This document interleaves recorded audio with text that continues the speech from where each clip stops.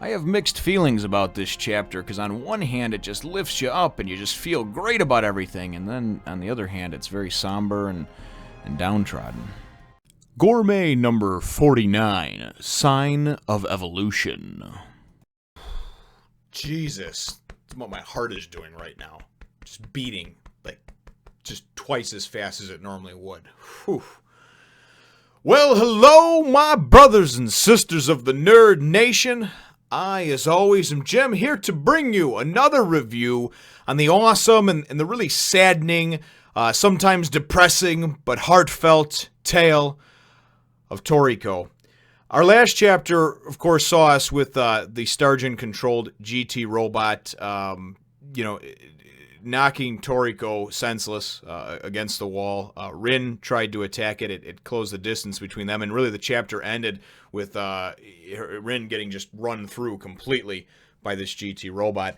And things don't get much better from there. The chapter starts out, and you just kind of see the grisly, gruesome just aftermath of that as its arm just straight up went through her. And the blood that's spurting out of her mouth and running down her face, and it's certainly not looking good for her. Komatsu's freaking out. Toriko's sitting there laying, presumed to be knocked out or dead in the corner.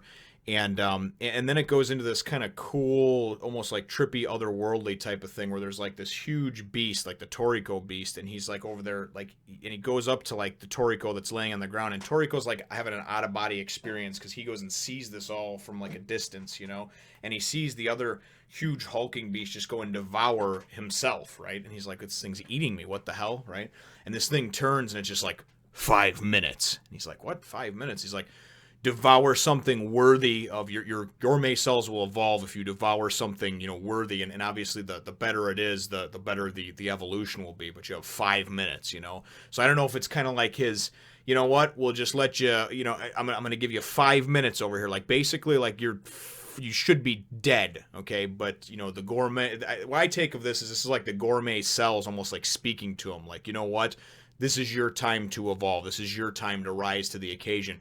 And I think it's really kind of cool, because it tells them to devour something, to be fine. So then they go and it kind of shows just, back to reality over here, out of the sort of trippy world that they're in.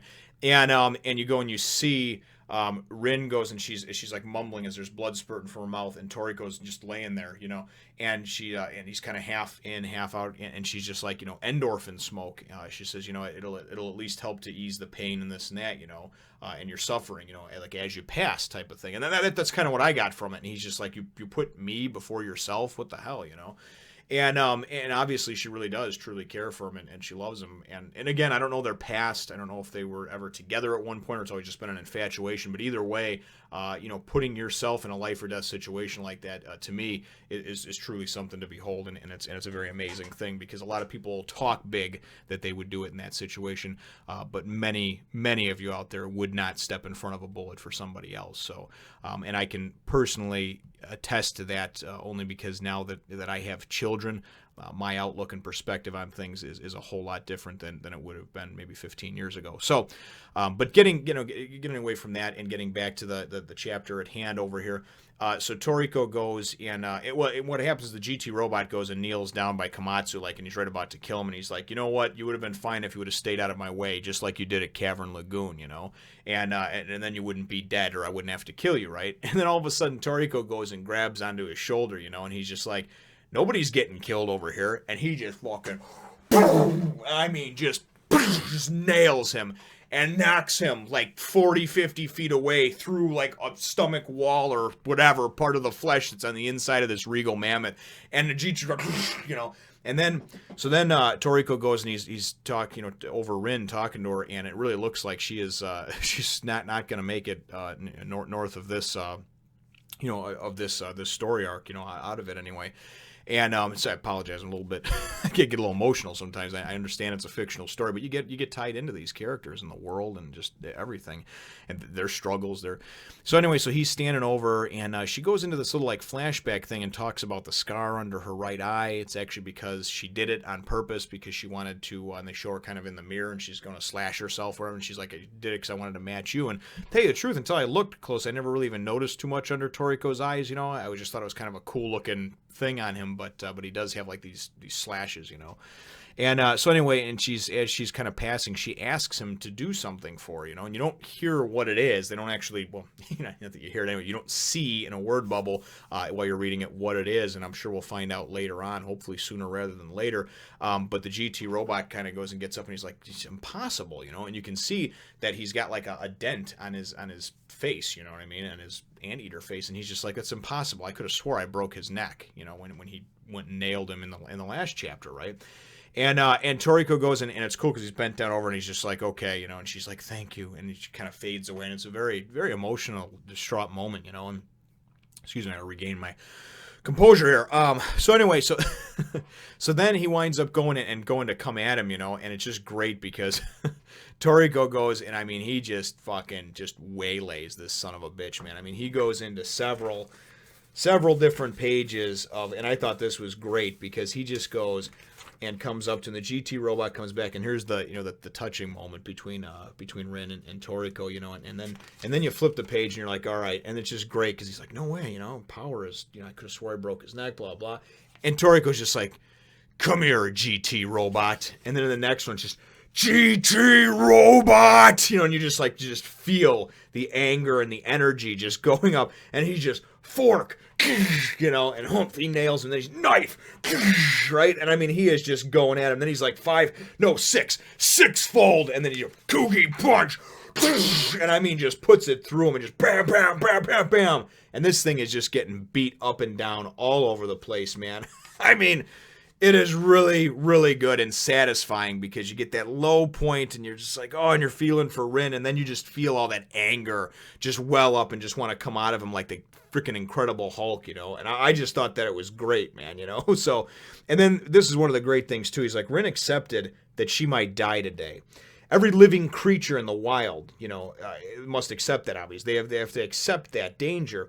But you, and he's pointing to the GT robot, being in that mechanical suit, you lack all that wild instinct. So let me show you, wherever you may be, and he's how terrifying death can be. And that I thought was really cool because it's the truth. The GT robots, ultimately, if the GT robot gets destroyed or whatever, I mean, the user is still fine as far as I know. It's a virtual reality type of thing. So they don't bring any of the type of risks that anybody else would into battle. And I mean, you can compare anything to real life. A person that's piloting a drone from miles away, that's armed and that can attack people, they don't have the same type of risk as that person that's on the ground, in the mix, in the trenches, crawling through the mud and the shit and seeing the death and the destruction and the blood and the, those people are the ones that risk more, as opposed to the people that are calling the shots or they're firing something from, a missile, for instance, from miles away on an aircraft carrier or something like that. They don't have the same type of risk, and they're not putting the same amount on the line as other people are. So I really, really enjoyed it. I enjoyed how it was all done. And then at the end of it, the GT robot's even like, Starjun's even like, what the hell? He says he's undergoing autophagy.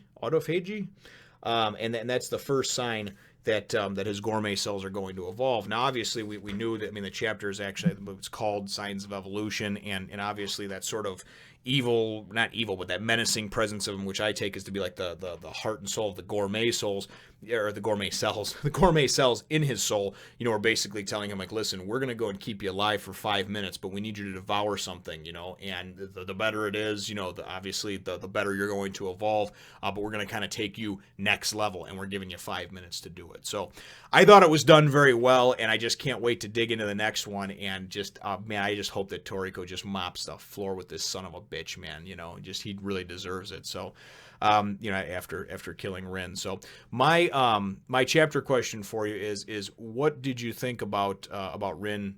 We presume that she's dead. If she's not, please don't spoil it for me in the comments. But I think it was done in a great way, and I'm not far enough into the series yet to see, how often people do get killed off or not or whatever, and I don't really care. I just feel like it was done in a nice way. It was done in an emotional way that kind of wraps you up and brings you in and really makes you feel for the character itself, whether you liked Rin or not. You feel for the loss. You feel, for Komatsu just being scared shitless, for his life now. And then, of course, Toriko, this is someone he's known for a while. And to me, I thought it was done very well. It was a very heartfelt, really tear-jerking, choking up type of moment. And then I thought it was followed up just masterfully with Toriko just unleashing the beast and just going balls to the wall crazy on this GT robot that was controlled by Starjun. So definitely thought it was great. I would like to know what your thoughts are, brothers and sisters. Leave it in the comments down below. Feel free to hit the thumbs up, the like button if you should think that I deserve it, and subscribe if you haven't done so already. We will look forward to catching all of you in the next one, Nation. If you'd like to see any more of my artwork like this, go on over to my Facebook or Instagram page and check it on out.